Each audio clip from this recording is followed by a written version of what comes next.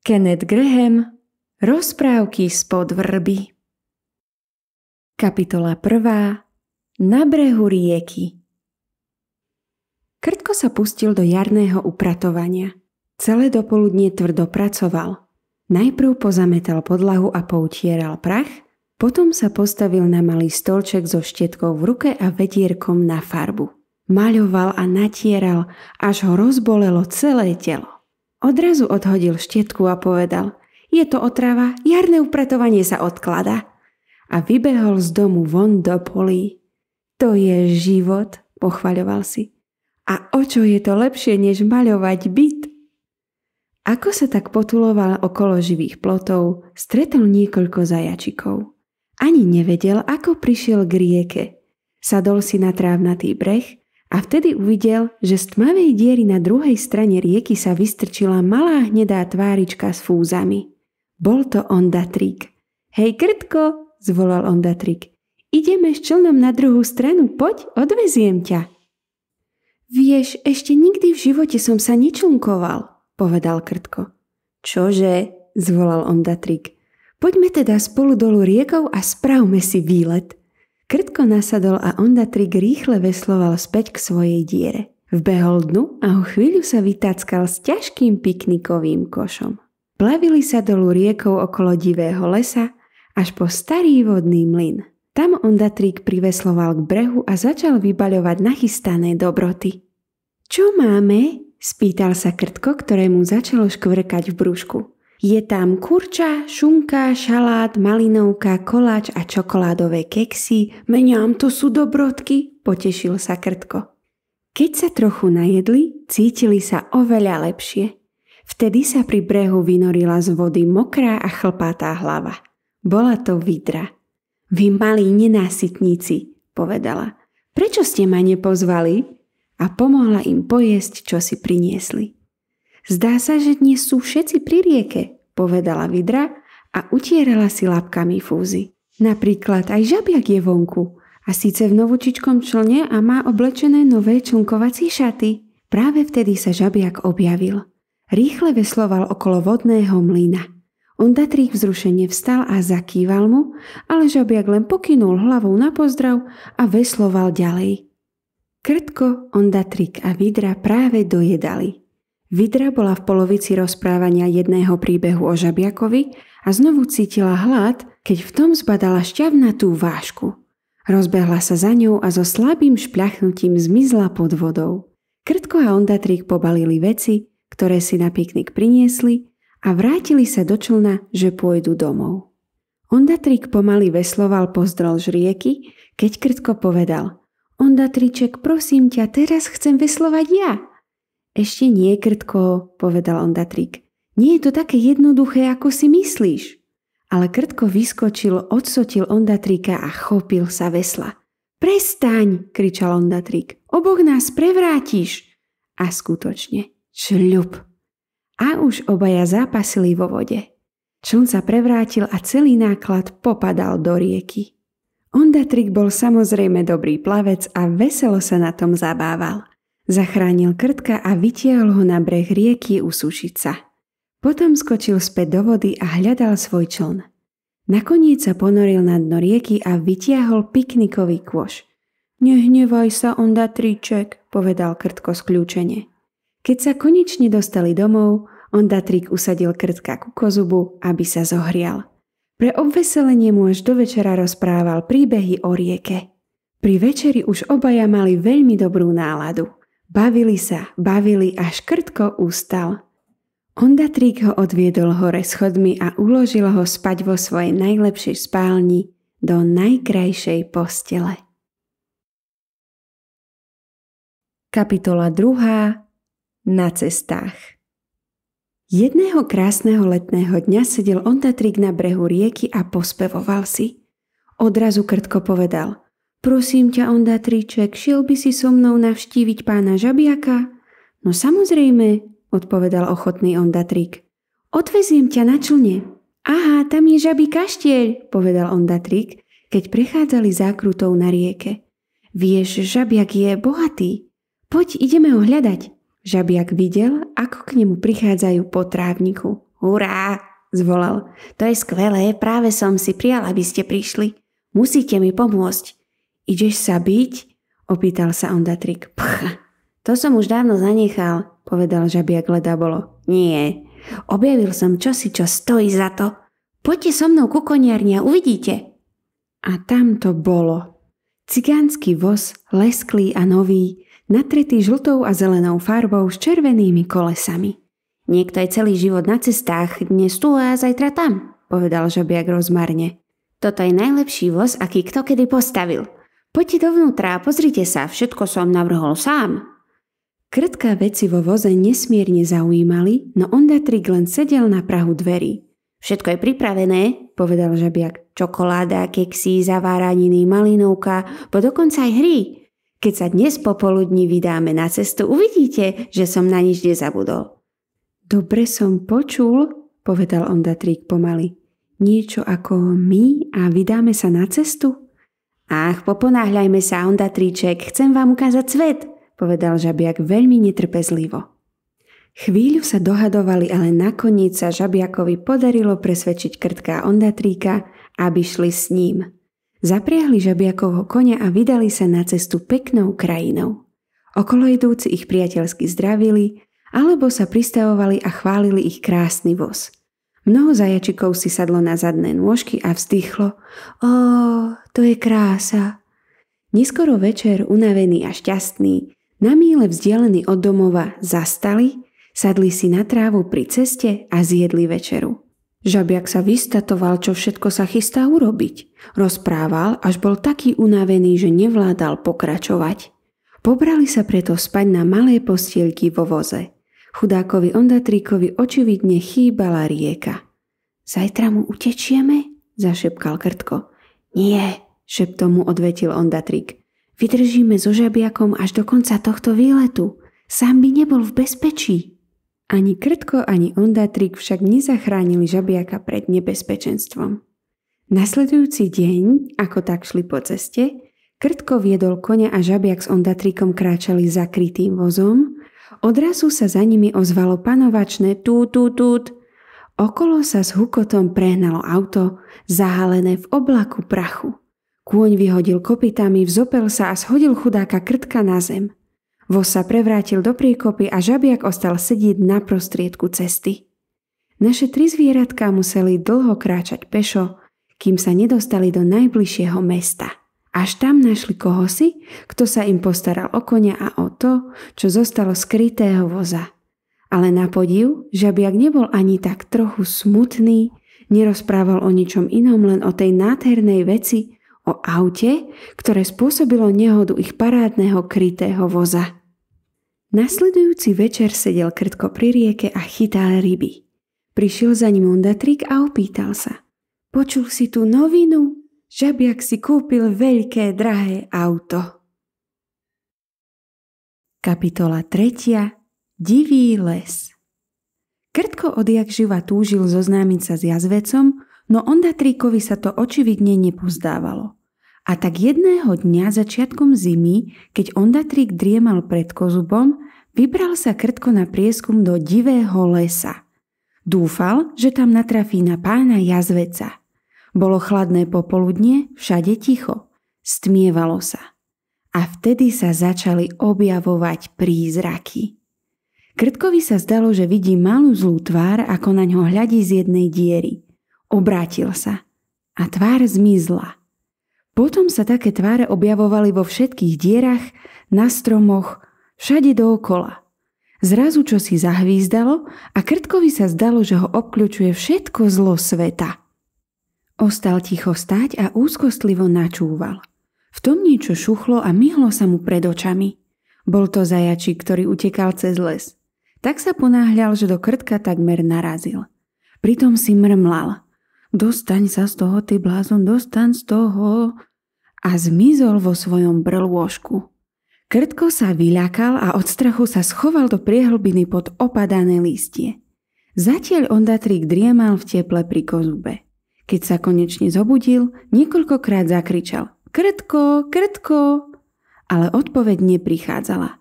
Všimol si, že na vešiaku v predsieni chýba Krtkova čiapočka. Otvoril dvere a v bláte uvidel krtkové stopy, ktoré viedli do divého lesa. Ondatrík sa vyzbrojil párom pištolí a hrubým kijakom a odvážne sa vybral do lesa. Pátral dlhšie než hodinu a pritom na Krtka neustále volal: Krtko, Krtko, kde si? Konečne začul tiché volanie, ktoré prichádzalo z diery pod jedným stromom. Nazrel do nej a Krtko tam. Ach, Ondatríček, zvolal, či som sa len bál. Teraz, povedal Ondatrík, sa musíme pochlapiť a vydať sa na cestu domov. Nechcel by som tu stráviť noc. Milý Ondatríček, odvetil Krtko, som veľmi unavený, musím si ešte trochu odpočinúť. Pohodlne sa uvelebil v suchom lístí a zaspal. Keď sa Krtko konečne prebudil, Ondatrík vykúkol z diery, aby zistil, či nehrozí žiadne nebezpečie a či môžu výjsť. Silne snežilo, sneh zabielil celý divý les. Musíme využiť príležitosť a vyraziť, povedal Ondatrík. Vyše hodiny sa brodili snehom a stále viac blúdili. V tom sa Krtko potkol a poranil si nohu. Chudák starý Krtko, povedal Ondatrík. Ukáž, ošetrím a zaviažem ti ju. Ondatrík odhrabal sneh na mieste, kde sa Krtko potkol. Našiel tam škrabku na topánky, aké bývajú pred bránami domov. Veľmi ho to rozrušilo. Niekto neporiadny tu nechal zahodenú škrabku a každý sa o ňu potkne, povedal Krtko nahnevane. Sadol si na škrabku, aby si poranená nôžka odpočinula. Ondatrík ďalej hrabal, až sneh lietal na všetky strany a tu vyhrabal rohošku. Tam, zvolal víťazoslavne. Chudák starý Krtko nechápal dosť dobre, čo sa deje. Ondatrík teraz zaútočil na snehový závej vedľa seba. Krtko tiež usilovne odhadzoval. Po 10 minútach ťažkej a namáhavej práce našli pevné malé dvere, natreté tmavozelenou farbou. Vedľa bola mosadzná tabuľka a stálo na nej Pán Jazvec. Krtko vzrušene trkotal, ale Ondatrík povedal: Vstaň, zaves sa na kľuku a zvoň tak silno, ako len vládzeš. Ja budem búchať na dvere. Kapitola 4. Pán Jazvec. Konečne začuli, ako sa ku dverám blížia pomalé ťarbavé kroky. Bolo počuť, ako niekto odsúva závoru. Dvere sa otvorili a v nich stál Pán Jazvec. Ach, Jazvec, poznáš, no pekne prosíme, zvolal Ondatrík. Stratili sme v snehu cestu. Poďte do kuchyne, povedal Jazvec milo. Horí tam oheň, dáme si večeru. Jazvec ich usadil ku peci a nakázal im, aby si vyzliekli mokré kabáty a vyzuli premočené topánky. Potom im doniesol župany i papuče a Krtkovi dal náplaz na poranenú nohu. Keď začal prestierať stôl na chutnú večeru, obaja, Ondatrík i Krtko, sa cítili na míle vzdialení od divého lesa. Po večeri, až kým nebol čas ísť do postele, sedeli všetci pri peci a rozprávali o žabiakových trampotách s jeho novou záľubou, ktorou bolo jazdenie na nových rýchlych autách. Potom Jazvec zaviedol Ondatríka a Krtka do hosťovskej spálne v podkroví, kde boli 2 postielky a kde mal uložené všetky zimné zásoby. Na druhý deň ráno zišli Ondatrík a Krtko dolu na raňajky veľmi neskoro. Našli tam 2 malých ježkov, ako z drevených misiek jedia kašu. Aj oni sa stratili v snehu. Sotva si všetci spolu posadali, zazvonil zvonec pri vchodových dverách a zadupotali nôžky v predsieni. Dovnútra sa vrútila vidra. Všetci na brehu rieky sa o vás veľmi strachovali, zvolala. Krátko po raňajkách poslal pán Jazvec oboch ježkov domov a navrhol, aby ostatní zostali u neho na obed.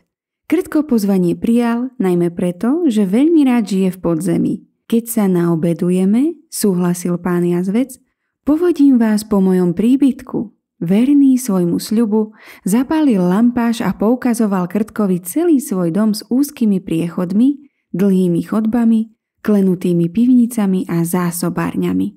Keď sa vrátili späť do kuchyne, Ondatrík už bol veľmi netrpezlivý. Poďme, Krtko, povedal nedočkavo. Musíme vyraziť, nechceme predsa stráviť ďalšiu noc v divom lese. Nič sa nebojte, odvetila vidra. A ja pôjdem s vami. Rozlúčili sa teda s Jazvecom, Úprimne mu poďakovali za pohostenie a pobrali sa v sprievode Vidry, ktorá ich bezpečne zaviedla domov.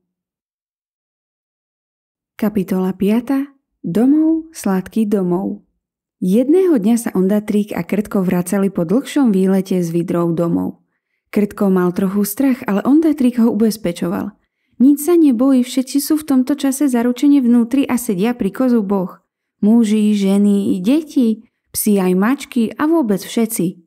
A skutočne ich nikto nespozoroval. Keď vychádzali z dediny, Ondatrík kráčal vpredu. Nevšimol si, že Krtko odrazu vstal a vetril vo vzduchu. Zacítil čosi záhadné, čo ho nástojčivo priťahovalo a pôsobilo, že sa celý rozochvel. Znovu zavetril a zaplavili ho spomienky. Domov! Krtko sotva pomyslel na svoj starý domov, odkedy ho opustil. Teraz sa mu však vrátili staré spomienky. Ondatríček! Zakričal. Počkaj, rýchlo sa vráť! Ach, poď, Krtko! Odvetil Ondatrík veselo a ďalej v ceste pokračoval. Prosím ťa, zastaň, Ondatríček, prosil úbohý Krtko. Krtko dohonil Ondatríka, ale keďže bol taký smutný, Ondatrík ho usadil na kmeň stromu a láskavo sa ho opýtal. Čo sa stalo, priateľko? Chudák Krtko tak vzlikal, že ledva mohol rozprávať. Mohli by sme sa kúsok vrátiť a pozrieť sa na to, Ondatríček. Ja som to zavetril, ale ty si sa nechcel obrátiť. Ondatrík chytil Krtka za labku a pobrali sa naspäť. Ani takto nie je dobré, plakal Krtko. Je veľmi neskoro a veľká tma a pomyslí na breh rieky a na svoju večeru. Čert bere breh rieky i večeru, povedal Ondatrík srdečne.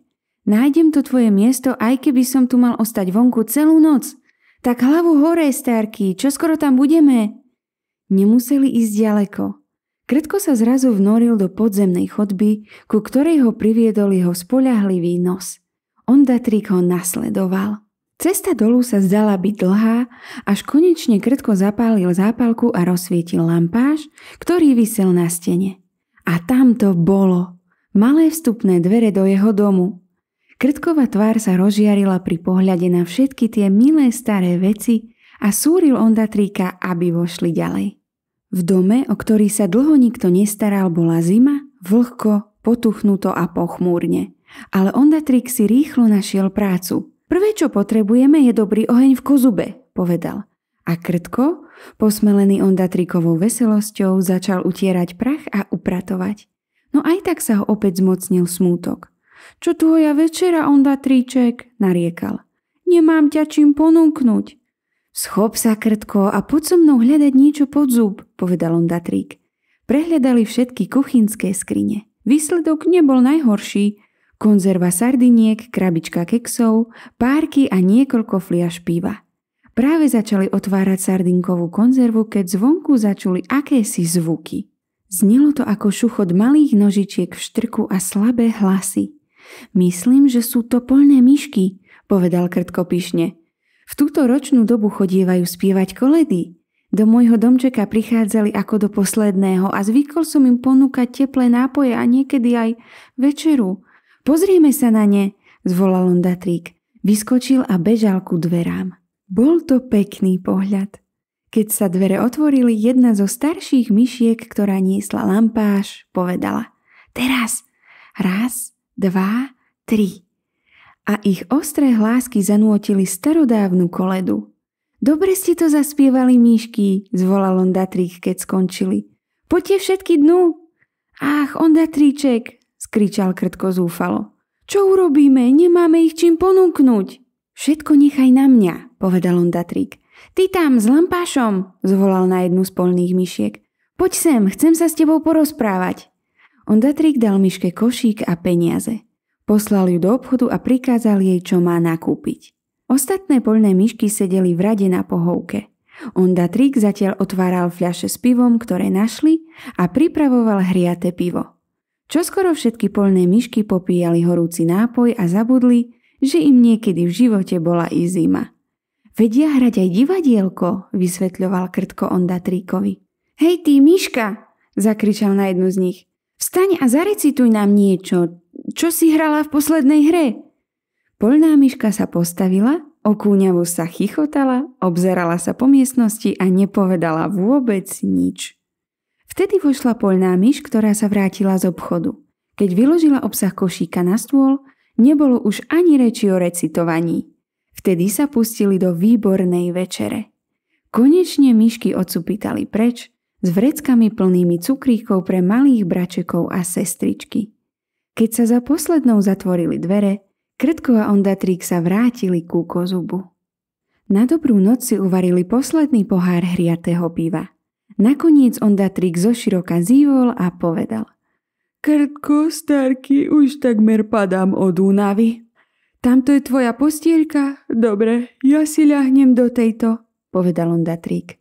Vydriapal sa do postielky a ihneď zaspal. Krtko bol tiež rád, že sa dostane do postele a spokojne si ľahol. Po všetkých vzrušujúcich zážitkoch svojho nového života mu dobre padlo pomyslenie, že má vlastný dom, do ktorého sa môže vrátiť. Kapitola 6. Pán Žabiak. Jedného pekného slnečného rána začiatkom leta mali Krtko a Ondatrík veľa roboty s člnom. Natierali a lakovali ho, opravovali veslá. Práve končili raňajky v obývacej izbe, keď niekto silno zaklopal na dvere. Do čerta, povedal Ondatrík nahnevane. Krtko, pozri, kto to je, dobré? Bol to pán Jazvec. S vážnou tvárou vstúpil do miestnosti. Nadišla žabiaková hodina, povedal významne. Dnes ráno príde do žabieho kaštieľa ďalšie nové auto so silným motorom. Vy dvaja musíte ísť okamžite so mnou a zabrániť žabiakovi, aby zapričinil ďalšiu škodu. Máš pravdu, zvolal Ondatrík a vyskočil zo stoličky. Zachránime žabiaka, prevychováme ho. Všetci traja sa ihneď vydali na cestu a keď prišli k príjazdu do žabieho kaštieľa, našli tam blištiace sa novúčičké jasnočervené auto, ktoré stálo pred domom. Žabiak práve vyšiel von. Na očiach mal ochranné okuliare, na hlave čiapku a velikánsky kabát. Hej, kamaráti, začal veselo. Prišli ste práve včas na peknú, ale Ondatrík a Krtko ho schmatli za golier. Pán Jazvec vystúpil po schodoch k hlavnej bráne. Vezmite ho dnu, prikázal svojim spoločníkom. Na to sa obrátil na šoféra, ktorý mal na starosti nové auto. Obávam sa, že vás už dnes nebude treba, povedal. Pán Žabiak si to rozmyslel a šiel za ostatnými do domu. Tak a teraz, povedal pán Jazvec Krtkovi a Ondatríkovi, stiahnite z neho tie hlúpe šoférske háby. Žabiak kopal a bránil sa. Ondatrík si preto na neho sadol a Krtko zatiaľ kúsok po kúsku sťahoval motoristické šaty. Nebral si ohľad na naše varovanie, povedal pán Jazvec prísne. Pre tvoje bláznivé šoferovanie budeme mať všetci zlú povesť. Ešte raz sa pokúsim priviesť ťa k rozumu, pokračoval pán Jazvec. Pôjdeš so mnou do fajčiarskeho salónu. O 3/4 hodiny neskôr sa pán Jazvec znova objavil skrivkajúcim a uplakaným žabiakom. Je mu to veľmi ľúto, navždy sa zrieka motorových vozidiel, oznámil pán Jazvec. Pán Jazvec požiadal žabiaka, aby pred kamarátmi zopakoval, čo práve povedal vo fajčiarni. Všetci na neho pozerali. Nie, povedal, nič neľutujem. Na skutku vysadnem na prvé auto, ktoré uvidím a ufujazdím na ňom. Čo? Skríkol pán Jazvec. Ty zvrhlé zviera, ty. Vezmite ho na poschodie a zamknite ho v jeho spálni. Zdá sa, že to bude dlho trvať, povedal pán Jazvec a vzdychol si. Žabiaka som takéhoto odhodlaného ešte nevidel. A skutočne, kým bol zamknutý vo svojej izbe, žabiak usporiadal stoličky tak, aby vyzerali ako auto. Potom predstieral, že sedí na sedadle pre šoféra a šoféruje. Tutut, až kým nemal dopravnú nehodu. Jedného dňa, keď Krtko a pán Jazvec išli na prechádzku do lesa, Ondatrík vyšiel na poschodie navštíviť žabiaka. Našiel ho ticho ležať v posteli. Ondatríček, slabo šepol. Choď prosím ťa rýchlo do dediny a prived doktora. Možno je už neskoro.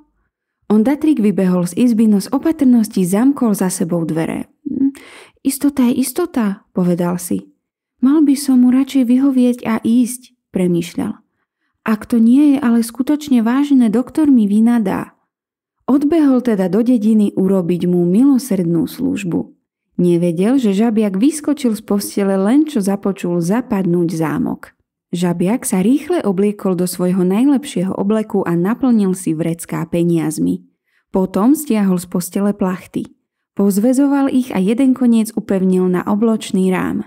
Vyliezol von oknom, pevne sa držal plachiet a pozvoľna sa zošmykol dolu na zem. Žabiak šťastne ufujazdil opačným smerom ako šiel Ondatrík. Pohvizdoval si pritom veselú melódiu. Chudák Ondatrík sa cítil veľkým hlupákom, keď sa pán Jazvec a Krtko vrátili a musel im povedať, že žabiak ušiel. Tentokrát si bol poriadny trúľo, Ondatríček, povedal Krtko. Žabiak a chorý. Predstieral to veľmi dobre, bránil sa Ondatrík. Medzitým si roztopašný a nezodpovedný žabiak rezko vykračoval. To bola parádna prácička, povedal si chichotajúca. Keď sa dostal do blízkeho mestečka, zašiel do hotela a objednal si výborný obed, aby oslávil svoj útek. Práve dojedal polovicu jedla, keď začul tút. Vonku zastavilo auto. Majitelia vstúpili dnu a žabiak sa nedokázal dlhšie ovládať. Vyšiel von, aby si auto poobzeral. Som zvedavý, či takéto auto ľahko štartuje, mrmlal si. Samozrejme neodolal pokušeniu. Nastúpil, naštartoval motor a vyviezol sa von z dvora. Vyšiel z mesta a uháňal krajinou. Cítil, že je znova žabiakom v najlepšej forme, žabiakom postrachom ciest. Kilometre rýchlo ubiehali. Nevedel, kam ide, žil len v prítomnej chvíli, nestaral sa, čo sa s ním stane. Pozrime sa na to, povedal sudca. Je vinný, že ukradol motorové vozidlo, ohrozoval bezpečnosť cestnej premávky a bezočivo sa správal k miestnej polícii. Aký najtvrdší trest mu môžeme dať? 20 rokov, povedal pisár. Výborne, povedal sudca. Chudáka žabiaka teda v reťaziach odviedli do väzenia. Museli ho vliesť zo súdu škriekajúceho a protestujúceho okolo davu ľudí na trhovisku a cez padáci most do zlovestného starého hradu. Nešťastného žabiaka predviedli okolo stráží a strážnice plnej vyškierajúcich sa vojakov. Viedli ho rovno k dverám najstrašnejšej temnice, ktorá sa nachádzala v srdci vnútornej časti hradu. Hrdzavý kľúč zaškrípal v zámke, veľké dvere sa za ním zabuchli a žabiak bol bezmocne zatvorený vo väznici. Kapitola 7. Gajdoš na úsvite. Jedného neskorého večera sa Ondatrík s Krtkom posadili na breh rieky a Krtko Ondatríkovi vyrozprával všetko o tom, čo zažil na návšteve u Vidry. Vidrie mláďa, malý baculiačik sa stratilo, povedal Ondatrík. Nemôžu ho nájsť niekoľko dní a všade ho už hľadali. Vidra mi povedala, že sa o neho veľmi bojí, pokračoval Ondatrík, pretože malý baculiačik ešte nevie dobre plávať. Vidra bude v noci strihnúť pri brode, pretože tam sa malý baculiačik začal učiť plávať a tam chytil aj svoju prvú rybu. Tak tam Vidra každý deň chodí a striehne, vieš, len s malou nádejou. Ondatrík a Krtko sa rozhodli, že zoberú čln a budú veslovať dole prúdom. Je to lepšie, ako ísť spať a nerobiť nič, povedal Krtko. Stále sa rozhliadali, či neuvidia vidrie mláďa. Keď vyšiel mesiac, videli oveľa lepšie. Pozorne prezerali rieku od brehu k brehu. Pozerali aj na lúky a do tichých záhrad, okolo ktorých išli. Hľadali celú noc. Pristáli na brehu, aby preskúmali živé ploty, bútľavé stromy a priekopy. Vtedy začuli slabý zvuk gájd. Išli za zvukom a počuli ho stále hlasnejšie a zreteľnejšie. Zrazu uvideli Gajdoša, ako sa na nich usmieva, píšťalové gajdy v jednej ruke. A tam bolo vidrie mláďa. Sladko spalo, pohodlne usadené medzi jeho nohami. Vtedy vyšlo slnko, oslnilo ich oči a keď sa zasa pozreli, vidina Gajdoša bola preč. Malý baculiačik sa prebudil s radostným zapišťaním. Poď, Ondatrík, zakričal Krtko. Myslí na úbohú vidru, ktorá ustarostená čaká tam dole pri brode. Naši dvaja priatelia teda uložili vidrie mláďa bezpečne medzi seba na dno člna a veslovali hore riekou. Tam mohli sledovať radostné zvítanie vidry a malého baculiačika. Kapitola 8. Žabiakove dobrodružstvá. Spútaný reťazami, osamotený vo svojej cele, žabiak prelieval horké slzy a prepadol zúfalstvu. Všetkému je koniec, plakal. Nemám žiadnu nádej, že by som sa ešte niekedy dostal na slobodu. A niekoľko týždňov odmietal všetko jedlo, ktoré mu nosil krutý starý žalárnik. Ale žalárnik mal dcéru, dobrosrdečné dievča, ktoré niekedy pomáhalo svojmu otcovi vo väzení. Mala veľmi rada zvieratka a jedného dňa povedala otcovi: Nemôžem zniesť pohľad na chudáka žabiaka, aký je nešťastný a ako chradne. Dovoľ, aby som sa o neho mohla starať, prosila. Rob ako chceš, povedal žalárnik. Ešte v ten deň išla žalárniková dcéra navštíviť žabiaka, porozprávať sa s ním a presvedčiť ho, aby jedol. Najprv sa nechcel dať utešiť, ale keď mu priniesla čaj a hrubú hrianku natretú maslom, začal znovu jesť. Pustili sa do rozhovoru a vtedy často viedli spolu dlhé a zaujímavé debaty. Rozprávala mu, že má starú tetu, ktorá je práčkou vo väznici. Navrhla: Ak by žabiak dal tejto pane nejaké peniaze, možno by bola ochotná mu dať jedny svoje šaty a starý čepiec, aby mohol utiecť z hradu. A tak nasledujúce ráno dievča priviedlo tetu do žabiakovej cely. Žalárniková dcéra sa smiala, keď pomáhala žabiakovi obliecť sa do vzorkovaných bavlnených šiat. Upravila mu ručník a uviazala práčkin čepiec. Toto všetko teta priniesla v batôžku s prádlom.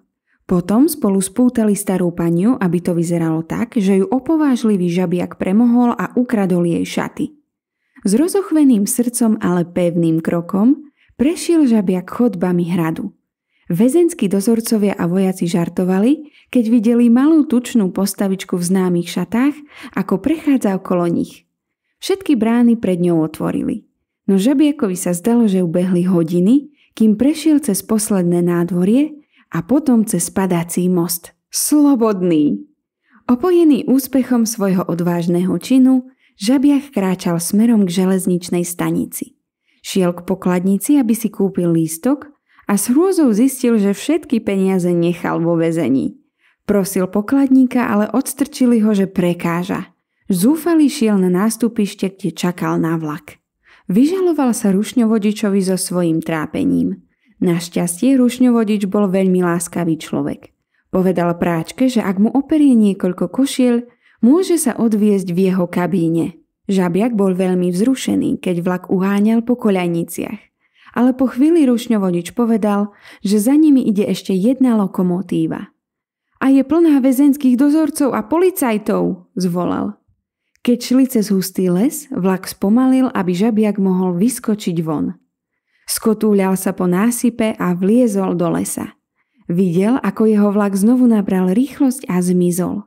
V tom sa okolo prehnala lokomotíva, ktorá vlak prenasledovala. Všetci v nej kričali: Zastavte, zastavte! Žabiak sa od srdca zasmial, prvýkrát odvtedy, ako ho uvrhli do väzenia. Kapitola 9. Ďalšie žabiakové dobrodružstvá. Tej noci žabiak spal v bútľavom strome. Ráno sa prebudil, pretože mu bola zima na nohy. No čoskoro na to zabudol, keď si uvedomil, že je na slobode. V to skoré letné ráno sa cítil, ako by mu patril celý svet. Bezcielne kráčal po poľných chodníčkoch, až prišiel k malému kanálu. Okolo zákruty kanála s námahou prechádzal veľký kôň, ktorý ťahal vlečný čln. Vlečný čln kormidlovala veľká tučná žena. Pekné ráno, pani, zvolala na žabiaka, keď sa čln dostal na jeho úroveň. Žabiak zdvorilo odpovedal a predstavil sa ako chudobná práčka. Povedal, že sa chce dostať späť do svojho domova, ktorý je blízko žabieho kaštieľa. Žabí kaštieľ, odpovedala mu žena v člne. Pôjdem tade. Zase mám šťastie, pomyslel si žabiak, keď zľahka vkročil na palubu vlečného člna. Pre mňa sa vždy všetko na dobré obráti. Ale tentokrát čakalo na žabiaka prekvapenie. Budeš pre mňa prať, povedala žena. Žabiaka bolel chrbát a jeho mokré labky sa celkom zošúverili. Žena sa odrazu zasmiala. Veď ty vôbec nevieš prať, povedala a lepšie sa mu prizrela. No toto, odporný špinavý žabiak a v mojom čistom člne. Sotila ho a prehodila cez palubu. Žabiak so šplechnutím spadol do vody. Podarilo sa mu však doplávať k stremému brehu a vyliesť hore. Bol veľmi nahnevaný a chcel sa pomstiť. Vtedy si všimol koňa, ktorý vliekol čln. Dohonil ho, uvoľnil vlečné lano, vyskočil koňovi na chrbát a odsválal. Prešiel veľký kus cesty, až prišiel k cigánskemu táborisku. Pri ohni sedel akýsi muž. Z hrnca, ktorý visel nad ohňom, vychádzali tie najlahodnejšie vône. Žabiak sedel a hladný pričuchával. Nechceš predať toho svojho koňa? Opýtal sa cigán. Predať takéhoto nádherného koňa? Vykríkol žabiak. Nie, to neprichádza do úvahy. Ale cigán pokračoval v jednaní a ponúkol mu 50 pencí. Žabiak starostlivo premýšľal. Bol veľmi hladný a nemal peniaze. Pozri, cigán, povedal. Ak mi dáš 75 pencí a z toho hrnca toľko, koľko vládze zjesť, dostaneš môjho koňa. A tak sa aj dohodli a žabiak sa napchával a ešte si pýtal. Keď dojedol, znovu sa vybral na cestu. Veľmi spokojný sám so sebou. Videl, že sa blíži akési auto. Postavil sa do stredu cesty, aby ho zastavil. Ale bože, keď spomalilo, spoznal v ňom auto, ktoré ukradol. Chudák žabiak sa v zúfalstve zrútil na cestu. Myslel si, že ľudia v aute zavolajú políciu. Ale tí videli na ceste ležať len úbohú starú práčku a rozhodli sa, že ju zoberú do najbližšej dediny. Zdvihli teda žabiaka, naložili ho do auta a keď sa pohli, začala sa mu vracať odvaha. Po chvíli sa opýtal, či by si mohol zašoférovať. Veľmi sa smiali. Nechajme starú paniu, nech to skúsi. Žabiak dychtivo chytil volant a vyštartoval. Najprv šiel veľmi pomaly, potom rýchlejšie a rýchlejšie. A keď sa začal vychvaľovať, aký on je šikovný žabiak, uvedomil si svoju chybu a pokúsili sa ho chytiť. Ale auto preletelo cez živý plot a spadlo do špinavého jazera. Kapitola 10. Žabiak pred bojom. Žabiak utekal preč tak rýchlo, ako len vládal. Muž z auta ho prenasledoval. Práve sa pozeral cez plece dozadu, keď odrazu čuľup vbehol rovno do rieky. Lapal po dychu a prskal, prúd ho unášal dolu vodou. O chvíľu uvidel tmavú dieru na brehu rieky. Bol to Ondatríkov dom a bol tam aj Ondatrík a ten ho zachránil. Len čo sa žabiak dostal dovnútra, začal sa pred Ondatríkom vystatovať svojimi dobrodružstvami. Žabiak, povedal Ondatrík vážne. Pôjdeš hore na poschodie, vyzlečieš si tú starú bavlnenú handru a oblečieš si niektoré moje šaty. Teraz sa prestaň chvastať a netáraj. Neskôr ti bude musieť niečo povedať. Žabiak sa umyl a prezliekol si šaty. Postavil sa pred zrkadlo a hľadel na seba pyšne a s potešením. Cítil sa už oveľa lepšie. Zišiel dolu schodmi a zjedol veľkú porciu jedla, ktorú mu Ondatrík pripravil na obed. Keď obidvaja dojedli, Ondatrík mu vyrozprával, ako hranostaji a lasice obsadili žabí kaštieľ. Kým bol žabiak preč, jazvec a krtko sa na nejaký čas ubytovali v žabom kaštieli, aby tam vyvetrali a poupratovali. Vtedy, jednej tmavej noci, napadli dom hordy lasíc, hranostajov a fretiek. Vyhnali krtka a jazveca von do zimy.